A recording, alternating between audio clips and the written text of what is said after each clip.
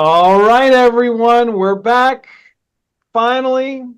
Sorry to keep you waiting in suspense. This is the second season for the Family Movie Time podcast, and this is season two, episode one. I'm really excited to have two special guests today, Estelle and Tom, also known as Toasters and Moose, to many of you on the internet. And I'm Jeff Giordano, your host. Today we're going to talk about Mrs. Doubtfire, among potentially other family-friendly movies or wholesome content. I want to say Estelle and Tom, I didn't ask them to do this, but they've been making wholesome, family-friendly content in a musical way, and they could speak more about that in a moment. So I want to thank you both again very much for coming on here, and I'll let you say whatever you would like about yourselves. So you got the mic, Estelle. Go ahead. Okay. Thank you, Jeff. It's great to be back, and I'm delighted to be back with Tom. I think this is going to be a real fun combination.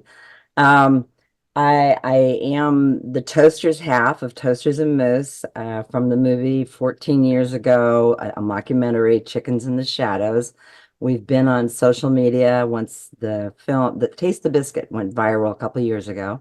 I have a long history in theater, some other camera jobs, but Chickens in the Shadows was my first indie film, and I think Tom's first too. So anyway, I've taught after school acting and to adults and whatnot, and paint and do some other things. And I'm amazed by how your life can change, and you have you don't see it coming. So that's pretty much where I'm at the moment. So I'm Tom Shaw. I am a full-time singer pianist here in San Francisco. It's my day job and my night job. And I generally work 365 days of the year, or at least it feels that way, 24/7. And it's been my full-time job since I think 1981, 83, something like that. And and I've done some acting, obviously, because I was cast to play Moose in the indie film that Estelle just mentioned, Chickens in the Shadows, which we filmed in 2010 and it came out in 2011. And Taste the Biscuit went super, super, super viral in 22 and made Estelle and myself kind of famous. And here we are. Yeah, That's yeah, my story. I'm sticking to it. yeah. It's pretty amazing. I mean, you literally have no idea what life might have around the bend for you. But I'll add that I do all sorts of things as a musician.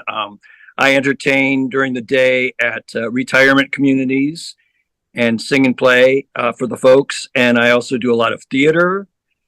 Every December, I play for a production of The Golden Girls here in San Francisco with an all-male cast. I mean, which is kind of in line with what we're about to talk about, the movie we're going to talk about today, kind of. And it's a holiday tradition in San Francisco. And this year we're at the Curran Theater, which is a gigantic move for us. And Oh yeah. we keep growing every year. But that's just one of many, many things I do. I have a jazz trio, and we accompany a lot of cabaret shows. And I sing and play solo myself sometimes. I did a gig yesterday in Walnut Creek at Club 1220. So anyway, Oh, yeah. I stay very busy, and I can do all sorts of things musically, which keeps me employed, and I'm grateful for that. So Keeps you off the streets, Tom. keeps me off the streets. I'm not homeless. uh, well, when I just to kind of jump into it, when I kind of reviewed the movie again, I really enjoyed it when it came out in the 90s. But in the refresher, I was like, oh yeah, it's a Christopher Columbus directed movie. So you can see, a lot of his touches there. Howard Shore did the score, and I went, and the tune kind of stayed with me, the little moving violin, kind of thing. I was like, God. Um, and it really is the photography. I don't remember the cinematographer, but it really is like a love letter to San Francisco. There are so many views of it that are just, you kind of go, oh yeah, oh yeah. So I enjoyed it aesthetically, as well as, in terms of the content and the talent in it. And definitely kind of a great, there's a little bit of language, but not much. It's generally Robin Williams's character, and he's going through a transition. He's stepping up to become a better dad, a better responsible human being. And in doing that, and this is one of the themes, I think, is to really follow your heart, really follow what's important to you. And life will show you where you belong. Like toasters and mousse.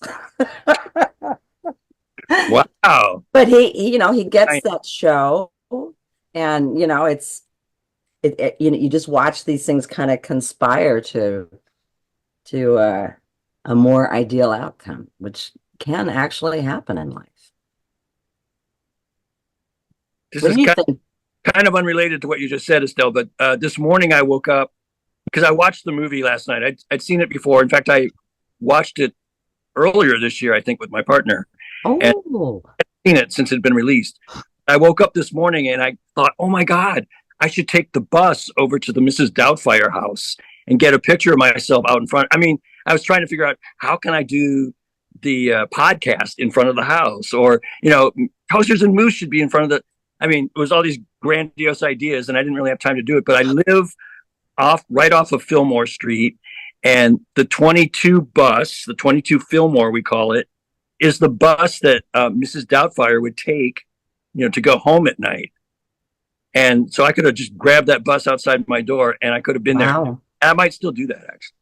Oh, that's great. I wonder if you'll meet the same bus driver. I hope so. That guy was great. He was so fun, especially when he had her skirt kind of hiked up and this big hairy knee, and he was like, and then it goes, I like that, the way God made you, healthy and whole. Like, Mediterranean look. He said. well, he broke the mold when he made me, dear. That's right. And I kind of like that, I mean, this is the 90s, and they don't talk in the very end, when she's saying, she reads the letter from, a lot of spoilers here, but she reads the letter from the little girl whose parents are splitting up. And she says, there's all kinds of families out there. And it wasn't quite the time to say there are families with two moms, families with two dads, but it covered a lot of other territory. And I think there's an exploration of who you are, and a little bit like Tootsie and some other things over the years, an exploration of our masculine and feminine energy, and how are we ignoring one, to our detriment and others around us, and how can we either join those or use them more to make our life better and those that we love. And he certainly goes on a journey in that respect, when he, towards the end, they both say, our lives were better with Mrs. Doubtfire in it. You kind of go, whoa, all right, interesting. So, Yeah, thank you for bringing that up. That was at the top of my mind to bring up. Was about how at the end they talk about family, and there's just all different types of families. And yeah, it was probably a little too soon to say you might have two dads or two moms. For the 90s, pretty good. Yeah. Oh, yeah. Yeah. And the talent in the film. I mean, of course, they give Robin lots of leeway to show off, some of his range. But Robert Prosky, who plays the station boss, great guy. And oh God, I'm trying to think of her name. The gal Sally Field. God. What's that? Sally Field. Oh yeah, yeah. And Pierce Brosnan. Those kids were amazing. Some of them went on to do more acting. The gal who played the social worker, she's a character actress in a million things. Oh, was that Polly Holiday? I think so, yeah.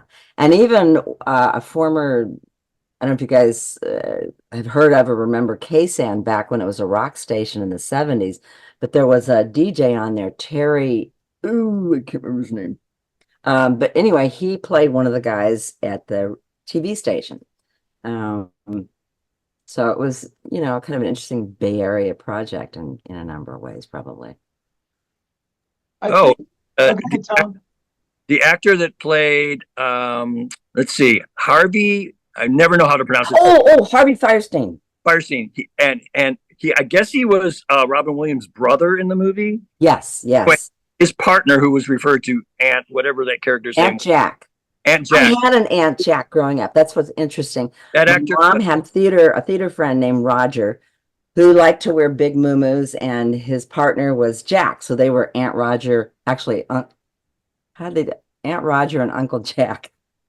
So actually, now that I'm thinking about it, just because the fact that they had that couple in the movie actually does sort of bring to the mix of family, even though they didn't have like kids. But but that I was going to say that character or the actor is Scott Capurro, who I don't know if he's still around or still local, but he was like a local comic. okay. Yeah. That played Jack. Yes. Yeah, they were lovely. Yeah. They were lovely. And I think we see his mom briefly when he's packing up and he's got the last of his boxes and he looks up and there's this very Right. together woman. He goes, "Thanks for the time, Warden," or whatever he says. But that was kind of lovely. And all those fun transformations that they do so that Robin can do his voices and whatnot. Oh, yeah. Barbara So Go ahead, Estelle. Yeah. No. I was going to question. I'm going to leave that to you. What strikes me about the movie, rewatching it recently, the way it explores divorce. Oh, yeah. And that's kind of sets off the story and the motivation for Mrs. Doubtfire to want to, spend more time with the kids and trying to, kind of resolve things. So that to me hit me more seeing it, as an older person, because it had been so long since I had first watched the movie. When I was young, I got to be honest, my parents were in a miserable marriage. And everybody's dead now, so it's okay. I can talk about it. But what I didn't understand, I mean, I remember as a 12-year-old, swear to God, praying they would divorce, praying. But what I didn't understand at the time is that the courts back then would most likely, unless it was a very ugly divorce case, they would have given us to our mom, which would have been, to be honest, a disaster. And, so my dad just kind of grit his teeth and got through it until we were, mostly out of the house. And that was, I think the 90s things were, changing, but that was still kind of the preference, and the idea of the dad getting the kids or having an unconventional lifestyle, was still as a concept. So I like that the film, like they didn't get back together at the end. It wasn't like a super old school Hollywood happy ending. It was kind of realistic in that way. Yeah. I personally did not come from, like, my parents stayed together the whole time they were alive. And so I don't have that experience, but it seemed kind of realistic is my sense. Yeah. And comically so, but yeah. I mean, obviously there's a lot of acrimonious divorces and stuff, but this seemed, both these parents loved their kids, and that really comes across in the film. And what also struck me is that it turns out like they become better people apart from each other, and that is so true a lot of times in relationships. Yes. So, like, you don't want to break up because it's very painful and all that, but a lot of times you like rediscover things about yourself, or you find things you set aside to be with the person that you've been with. And so breaking up with somebody feels awful, but it is sometimes it's actually a really good thing. Yeah. And everybody benefits from it. Yeah, if you've changed yourself or diminished yourself or what have you, again, depending on the dynamics of the relationship, I can't tell you how many people I've talked to who've gotten out of a relationship, and neither person is a bad person. But at some point, their interlocking neuroses or whatever got to be negative for both. And and to see them, at least one partner have this incredible influx of energy and creativity and like like a renaissance, I mean, and sometimes you can feel guilty for it, but if it's more life in your life, then how can that be bad? I mean, Oh, and it's not harming anybody. can we just for a second, like, talk about, I get choked up at his name, Robin Williams. He just seemed like such a beautiful soul. I know. And I feel like that really comes across in this film. It does. And, he died tragically and it just was so sad. And I missed him so much just watching this. I know. The first time he came on, I went, oh, yeah, okay. He was just so gifted, and obviously he had his own like internal demons and stuff, like sure. Most of us do. Well, I think all of us do. Yeah. Anybody who doesn't is kind of maybe not being truthful. Especially if you're a creative person. Yeah. Well, and even the ones who aren't, if you think about it. Yeah. But anyway, so yeah, as soon as he comes on the screen, I'm just like, oh my God, Robin Williams. Oh yeah, I choked up too. Yeah. And it was a fun part for Sally. In fact, that she has some great moments there where she goes, the whole time, the whole time. Oh my God. Oh my God. One thing I noticed is she like bit her lip a lot. She like, yeah. She doesn't quite mug, but she can pull off about as far as you can take it for comedy. And I was surprised at Pierce Brosnan too. I actually saw him with, I think it had to have been his wife because he was atrocious to her, at Seascape down in Los Altos. We were, I can't remember who I was with. Anyway, we were there having a glass of wine, and he sort of strode in, and he was having a big temper tantrum, actually. And oh, really? Yeah. But I liked that he was pretty human for this, I know we're going to talk about some trivia about the film, but I was struck watching the film last night. At one point, they're on the cable car, and then they're at this like swimming pool. Oh yeah. Where is that? And they got there by the cable car. But I just assumed that was a montage of times in between, but I don't know the city well enough to put the logistics together. And Claremont Country Club, or now it's Claremont Hotel and Spa in Berkeley Hills, which I did not know because it was like white. They look like they're in LA now, but the whole film was shot up here in San Francisco. You can see that in most of the shots. Yeah, they did use ATVU studios too. Yeah, interesting. But other than that, everything seemed like, oh yeah, that is definitely where the 22 Fillmore bus stops. I mean, everything seemed very like true to San Francisco. I've seen some San Francisco films where they take liberties and it's like, there's a car driving. It's like, wait, one block ago, they were like halfway across town. Right. Yeah. And it doesn't matter if people don't live here, but right. If you live here, you can spot stuff like that. So I don't really put a lot of weight behind that, but they actually seemed very true to San Francisco in that film. Yeah, I think they did a pretty good job with that, and really captured without it. I mean, there are some picture postcard shots, and in one of them, Robin is looking out, obviously going to miss the view from his home, as he's leaving. But it was kind of a love letter to San Francisco without being corny, I thought.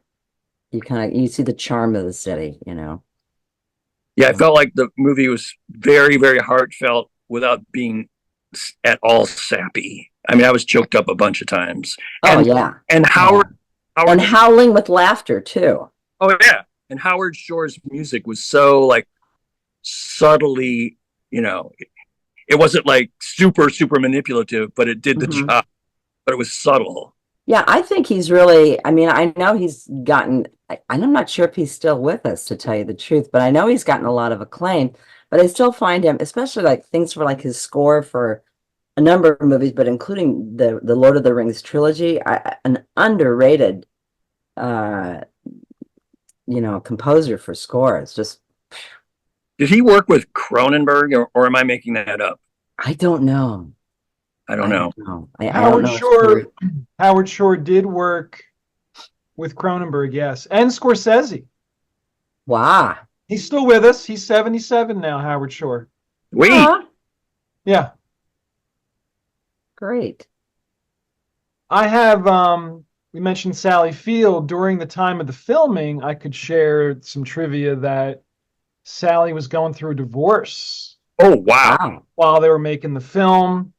The film was shot over 70 days, with 40 days being taken up with um, Robin's makeup, which took 4.5 hours to complete. Oh They my would God. start at 5 a.m. and then he was ready to film at 9 a.m. Jesus. That's dedication. Robin Williams drew on his own real life divorce from his first wife for some of the dramatic scenes. And he also said that the movie for him was a way to make up to his kids for not spending enough time with them. Yeah. And then Yeah. also, I could share that there was a lot of improvisation. They would let Robin Ah. just do several takes until he was satisfied, or they said until he got it out of his system. And then sometimes the takes he did were more for like a rated R movie and not like a PG-13 movie. So, they had a lot of choices in the editing, but obviously chose to keep it at PG-13. Yeah. Yeah. Well, I was surprised, like how adult a lot of the humor or innuendos, if you will, uh, there were in the film. So Yeah. that kept it especially entertaining for me. That And it wasn't just like sugary sweet.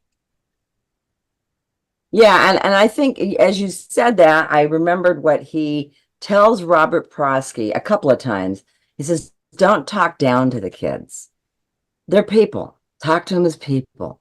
And in a sense, the film kind of does that. There are hilarious moments and stuff, but you get to see the failings of adults and some the failings of some of the kids. The oldest daughter is PO'd, at a couple points there. And you get to see some of the realistic conflict. I think if there was anything as a director, um, that I might have changed, it was the scene where the kids are up on the stairs and the parents erupt into the first fight that we hear. And I think I would have started that lower and then built it more.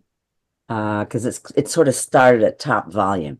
But I thought otherwise it was pretty brilliant. Yeah, that did escalate pretty quickly. Yeah.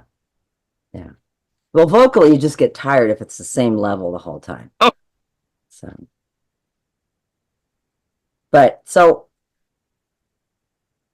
it sounds like you watched it again. Jeff, did you have anything that really stood out for you? I think the carefulness that, creating the Mrs. Doubtfire character, and Tom pointed out when we were coordinating to do this episode how it is a Broadway show now. Yeah. And I missed that. I've kind of been out of the loop with Broadway, but it's interesting how the legacy continues. They did intend to make a sequel with Robin, but he and others were never really satisfied with the screenplay, so it never came together. And then when he suddenly passed away, that was, they just closed the book on a sequel. There was an Indian film that is a loose remake called Chachi 420, came out in 1997. So if anyone wow. wants to, Wow. look that one up, it's basically a remake of Mrs. Doubtfire, but like a Bollywood remake. I love Yeah. it. As you're talking, I'm realizing, okay, so Mrs. Doubtfire is a musical. La Cage aux Folles, which he was in, also is, a musical. He was in Aladdin. Maybe that was a musical to begin with. You kind of go, how many projects was he involved with that were or became musicals? And he doesn't seem like the musical kind of guy. And yet, he starts off as a vocalist for animation in the first scene. And he's not an opera singer, but he can hit all the notes, Oh yeah, he and was singing Figaro or whatever in the beginning. It was yeah, really good. yeah, absolutely. I was like, wait, that Robin Williams singing? And it was Yeah, amazing. Yeah. acting. Now, as far as the wholesomeness, I think with it being PG-13, and you said this earlier, Tom, it does have adult innuendos, and I think they kind of had, just probably almost the maximum amount for PG-13 at that time. Yeah, So it has And it was, it has an edge. it does. yeah, I mean, when Mrs. Doubtfire is, Robin's character, Mrs. Doubtfire, are needling Pierce Brosnan's character at the dinner table in that restaurant, and goes,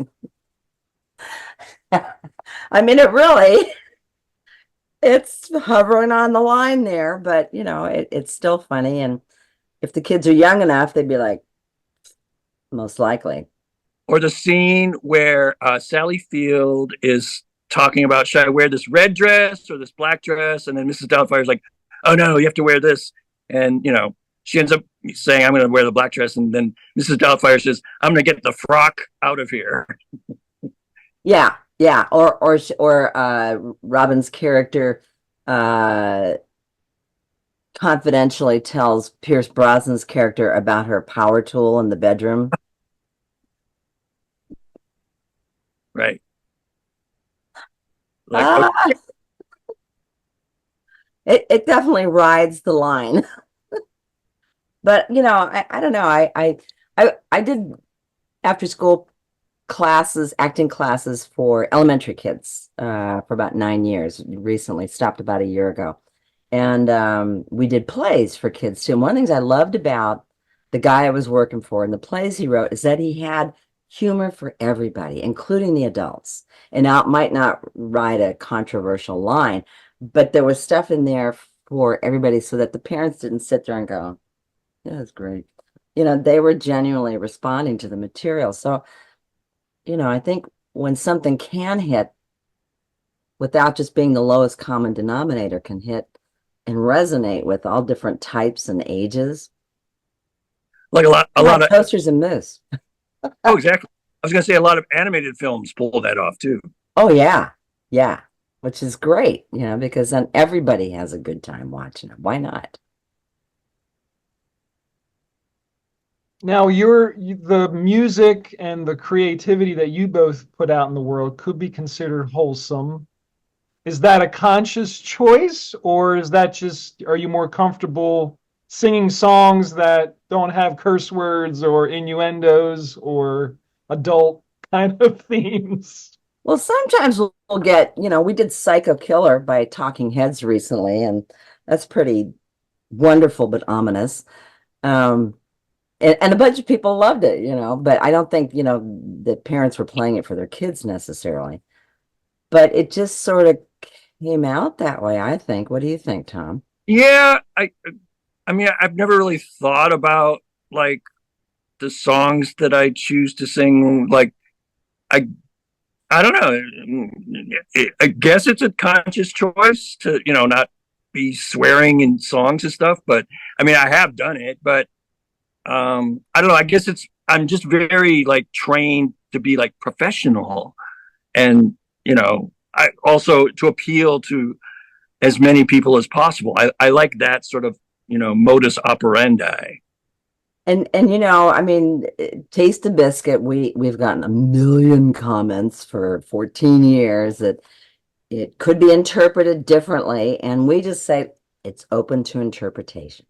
Yeah.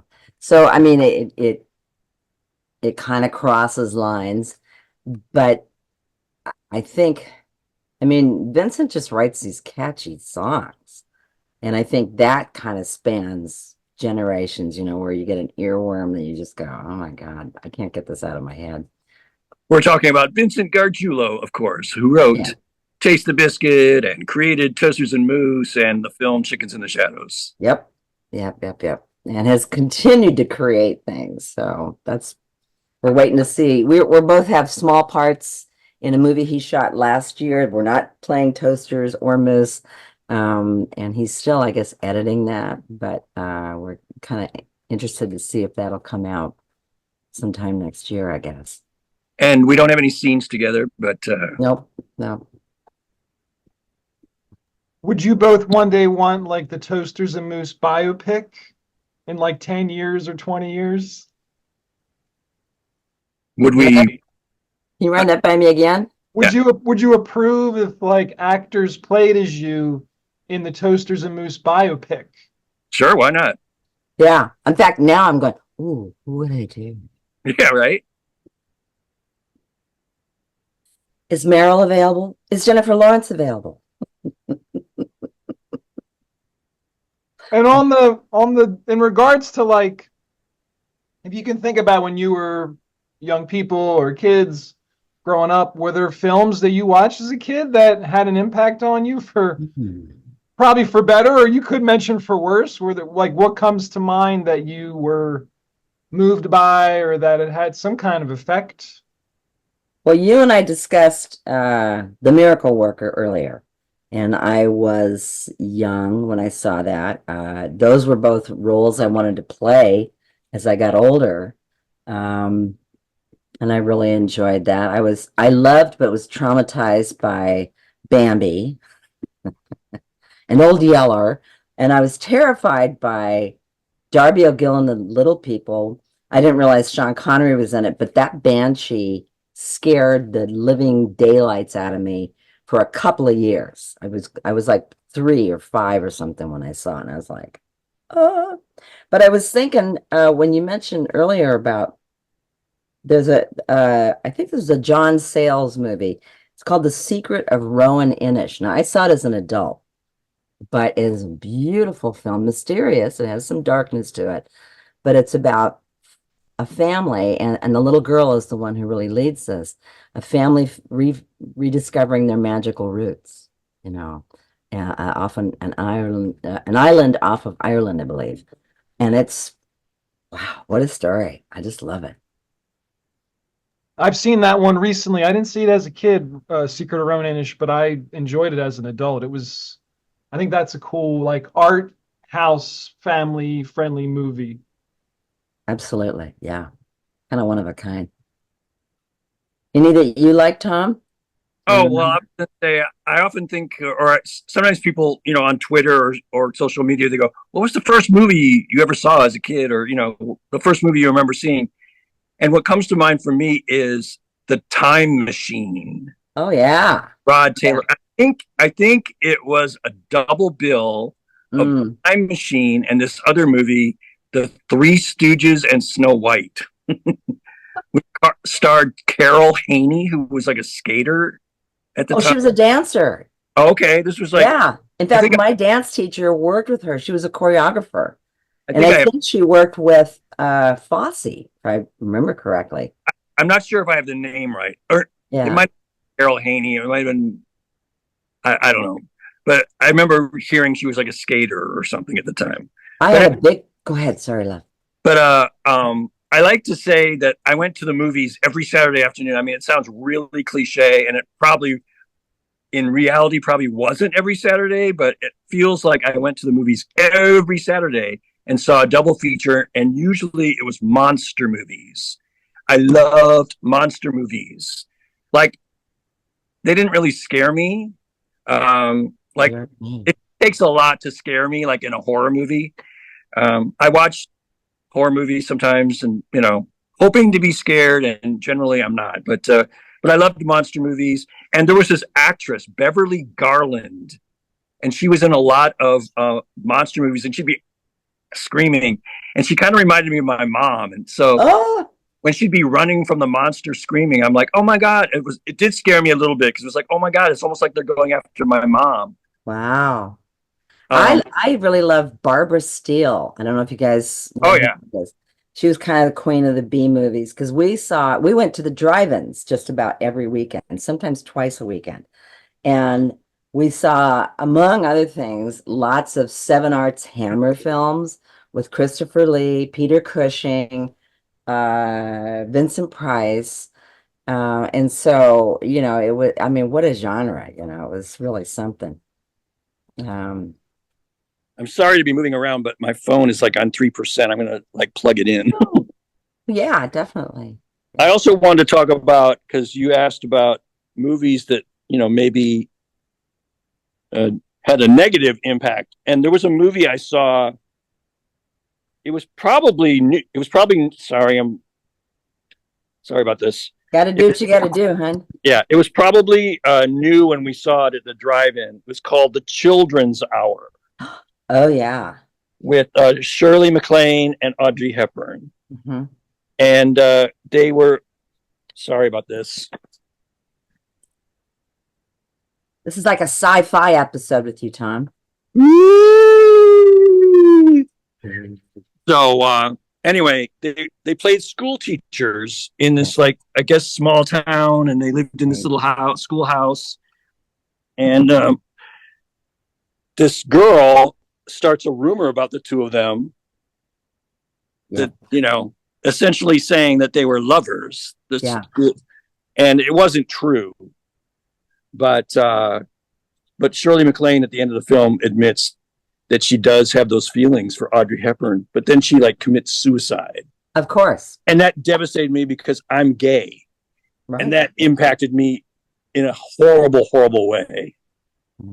And I just like, it took me years. I can't say I blame the movie, but it took me years to accept, my being gay.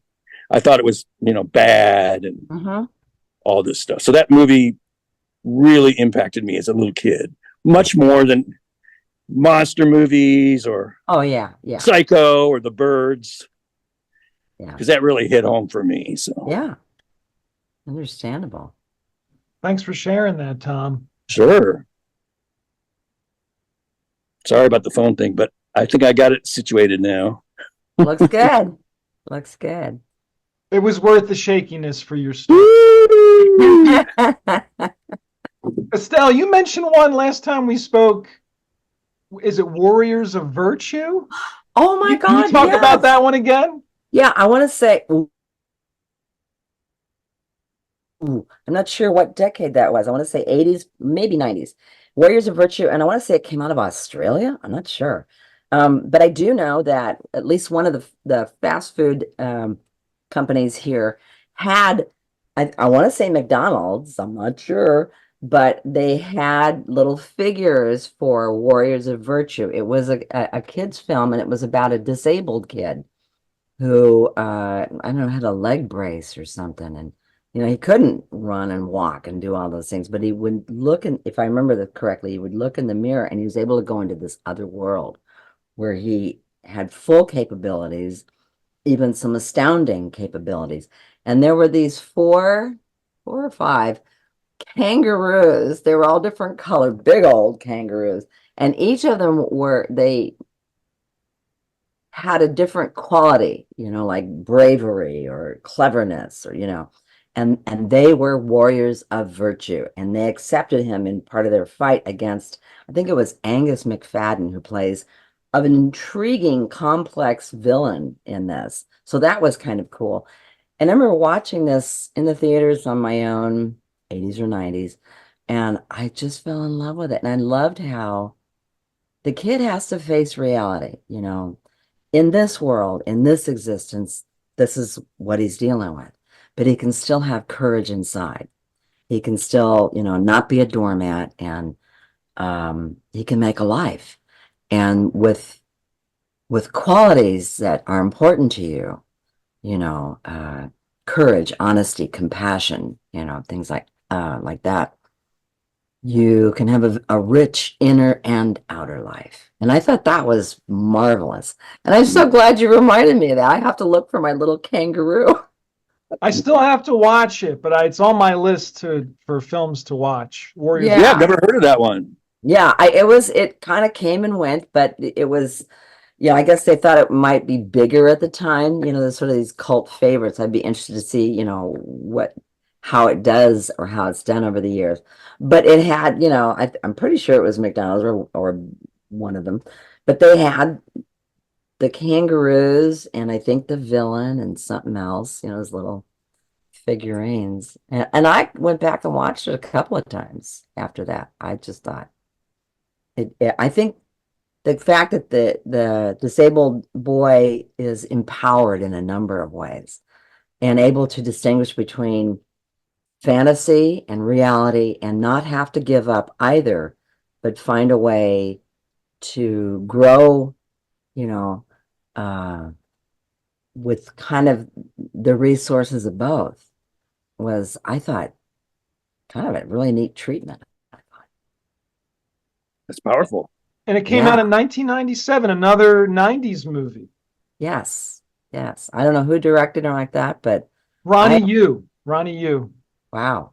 Oh. There was a sequel that was direct to video called Warriors of Virtue: The Return to Tao in 2002. I'm gonna write that down. Yeah. We got a little bit of time left. Is there anything else? I could give the mic to you, Tom, first. Is there anything else you wanted to say about Mrs. Doubtfire or any general comments? I feel like we've covered it all. I can't think of anything off the top of my head. Did you want to mention any events or shows that you have upcoming, Tom, while you have the mic? Well, I think I touched on earlier that there's a production of The Golden Girls. Most people are probably familiar with that show from the 80s. I guess it was part of the 90s too. And it's an all-male cast. They're very, very talented, hilarious actors. They take 2 episodes of The Golden Girls and they do them verbatim, but then they add some shtick, and it always happens in December, so they Christmasify, they holiday-ize the show and add some Christmas references and stuff. But for many, many years, what I've been doing is I come out for scene change music and play like Christmas songs, and the whole audience sings along. So that's happening, I think, December 5th through December 22nd at the Curran Theater here in San Francisco. It'll be like, I think, Thursday through Sunday. They sell out quickly too. They sell out very quickly, and tickets have already been on sale since sometime last month, I think. Really? Oh yeah, wow. Yeah. They go on sale early. So yeah, get those tickets now. Yeah, that is quite an event. Sorry, hon. Tom, I was going to ask you. Sorry. Go ahead. Have you ever played piano or keyboard during a silent movie? Is that something you've ever done? Well, actually, that you mentioned that, I was hired to score a silent film. It was like a 20-minute film called Poster Boy. Yes. And I almost completely forgot that's like my baby. I love that score. And it won some awards at some film festivals. It really didn't get distributed, or short films, but it's really a comedy classic, Poster Boy. And I had the honor of scoring it. So from beginning to end, the only audio you hear is me playing my original music.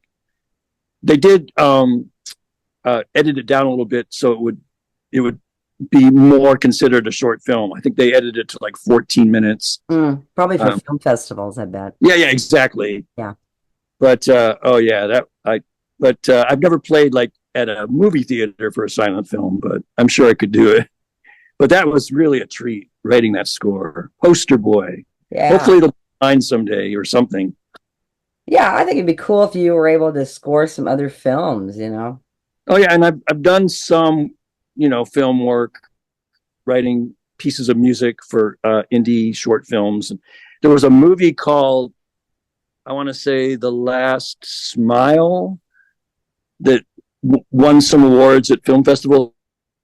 An original song for that film that the director loved, but then they cut it. The producers cut it, so it never made it to the final print of the film. Aww. But I have this great song. Yeah, it was kind of sad, but as a result, it happens, though. This great song that I wrote You know, Yeah. the film inspired me to write this great piece of music. So words Great. and music. I just found out that this guy that I did a couple episodes for his web series. If you, I have to usually explain to my friends that a web series is like a TV series, but it's on the internet. And he had one years ago called The Smiths about a multicultural couple. And I play a crazy marriage guru that they go to when they have problems. And then this time he's started something called Comedy Snack Shack, and you can find it on YouTube. They had their first season, 5 or 6 episodes. They're shorter, probably, and they are making the film festival circuit. So I was in one of those as a meditation guide. I don't know why I get these roles, but that and a couple other of his episodes have been doing pretty well and either becoming a finalist or winning in that short film category at some of these festivals. This is something I ran down. I liked him.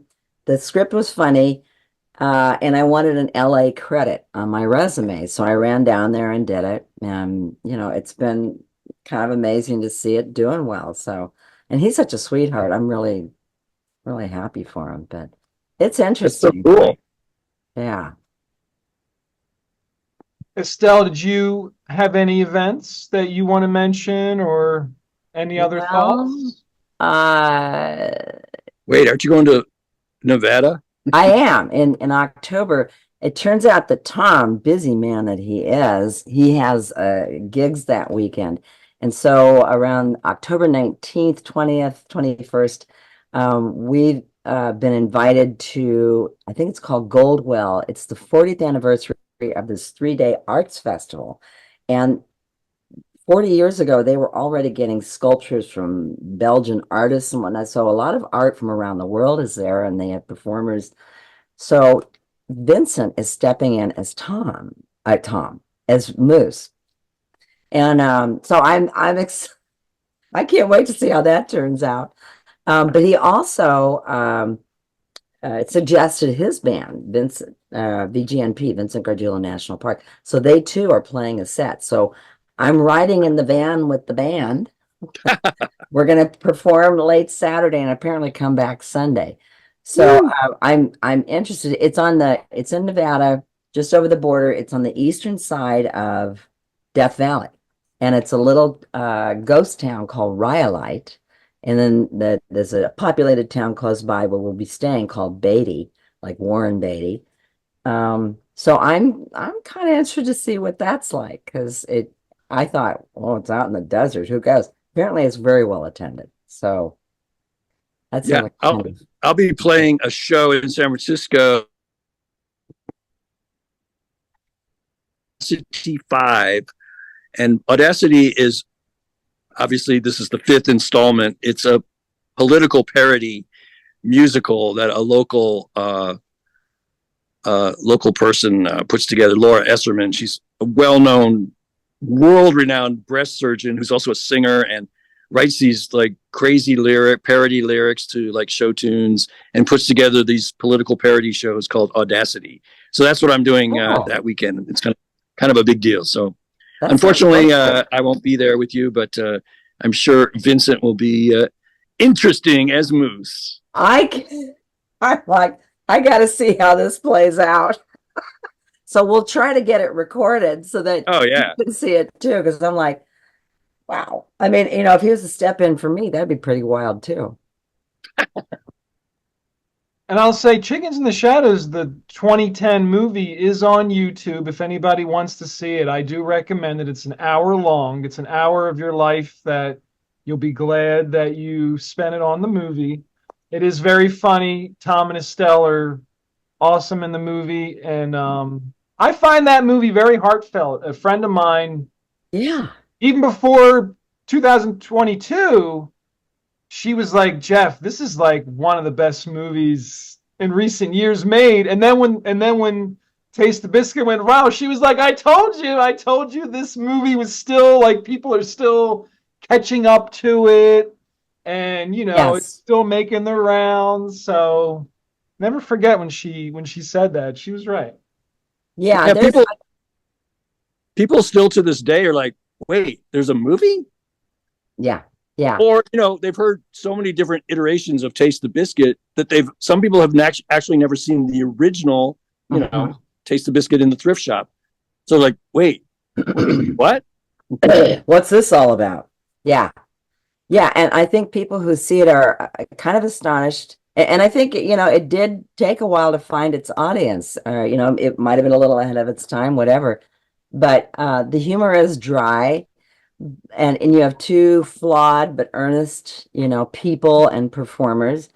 But he has this compassion for them too. And that really comes across. And I think one of the things, we talk about this periodically about Toasters and Moose is that, they still try, they get discouraged. They run into their own problems as well as, the problems of the person they're performing with or circumstances. And yet it's about doing what you love that makes you feel alive. But I was going to mention also on Vincent's page are not only some other films of his, which are well worth watching, but also there are further adventures of Toasters and Moose.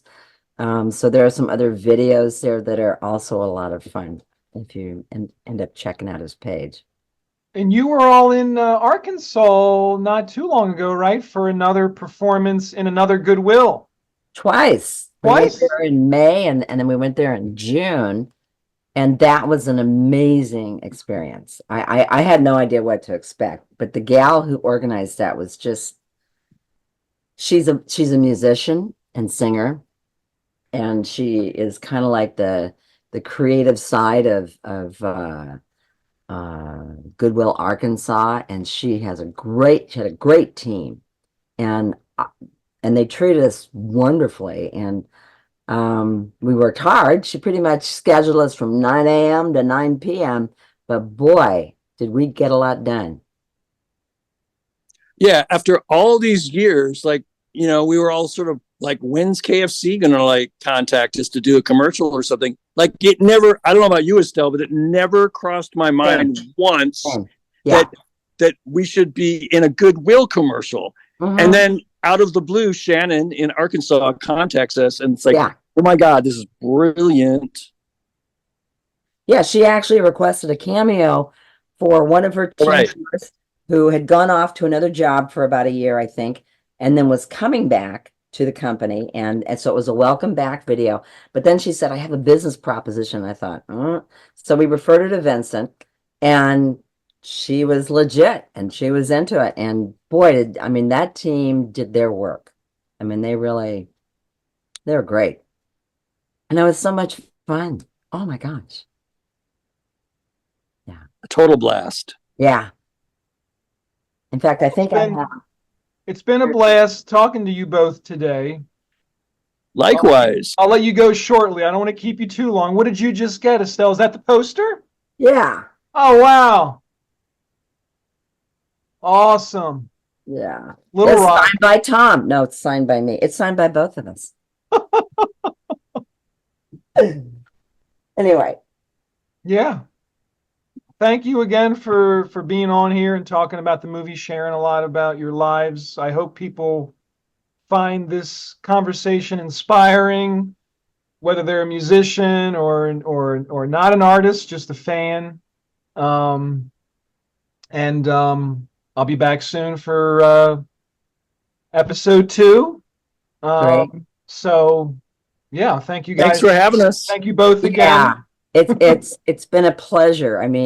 Both times, and I hope this series really takes off because I think it's really worthy. And thank you so much. Well, have a good day. Here, Tom. We'll see ya. Yeah. Take care. Stay cool. You too. You guys too. Bye-bye. Bye.